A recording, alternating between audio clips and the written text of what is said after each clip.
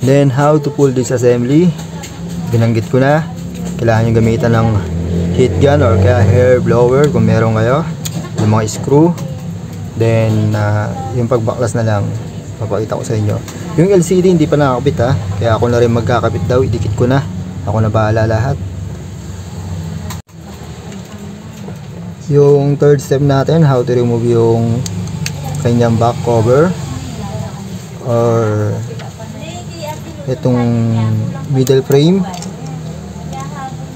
Gamitan ko lang ng kuko natin para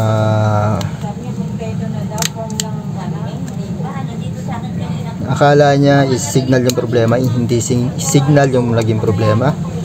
Tingin ko is sa system, hindi siya matawagan, parang nakablock yung tawag sa kanya pero nakaka-receive ng message. Remove ko na yung battery, especially yung SOP natin para maiwasan natin yung problema, para hindi mag-short. Ayan, binibili sa atin ng mga master technician natin eh. Siyempre, nagko-comment sa atin ng good vibes. Salamat sa inyo. Thank you so much sa mga paalala. Then yung LCD ng lower part ng Oppo A95. Then ako na bahala magdikit dahil ilang weeks na hindi na idikit. Hindi ko alam ba't hindi na ibalik ni bossing yung LCD. And next, kailangan lang linisin maigi yung frame bago idikit. Kailangan i-check naman maigi niyan para hindi mabasag yung LCD dahil sobrang nipis. May part din ng water damage yung Type-C charging port ng Oppo A95. Kaya i-clean natin maigi yan. Tingnan natin kung cause nang nagre-restart. Gamit ko is air cleaner, panlinis dyan. Yan yung pinakamagandang panglinis lalo sa mga water damage o kaya yung mga juice leak issue sa mga vape. Air cleaner ang ginagamit ko. Then also meron din ako B7 yung Relight. Kung mapapansin nyo, malinis na yung charging pin o yung Type-C charging port ng Oppo A95. And lagay muna natin to, then screw muna natin. Have a good day and positive vibes para sa atin lahat. Meron akong tanggap dito at binigay sa atin, nagpapatulong about dito sa issue ng Oppo A95.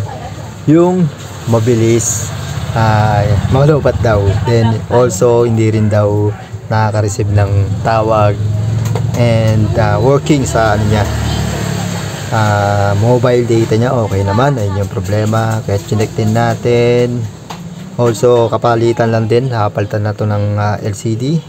Hindi sa akin nagpapalitan ng LCD, dinala lang sa atin to at nagpapatulong paano ayusin. Screw muna natin tong buzzer nya. Ito yung speaker or buzzer kung tawagin, para hindi nalalaglag, hindi siya matatanggal.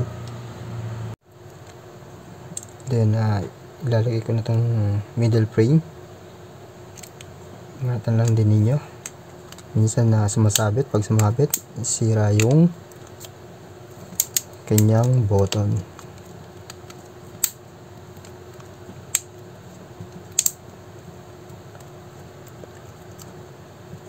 Check lang yung maigi kung may buka pa.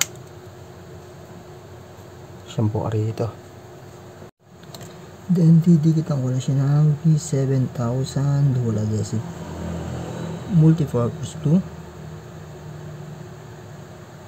Dati siya ganong meron naman siyang nakasupport na dual adhesive tape sa ilalim dahil medyo manipis lang to. Then may ko siya i-fix at ilagay yung back cover.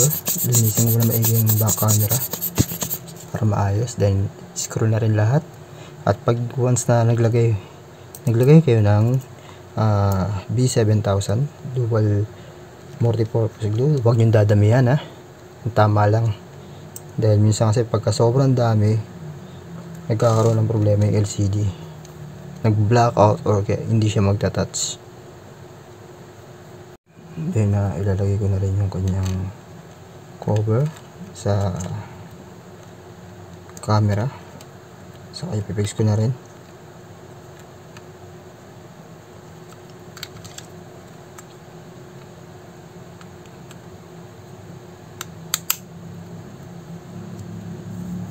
ang back cover natin, hindi ko siya ganong dadamihan.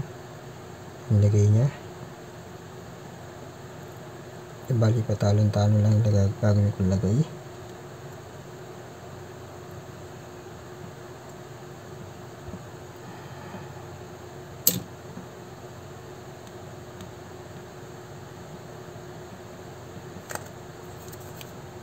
Then before nyo i-fix, kailangan kompleto.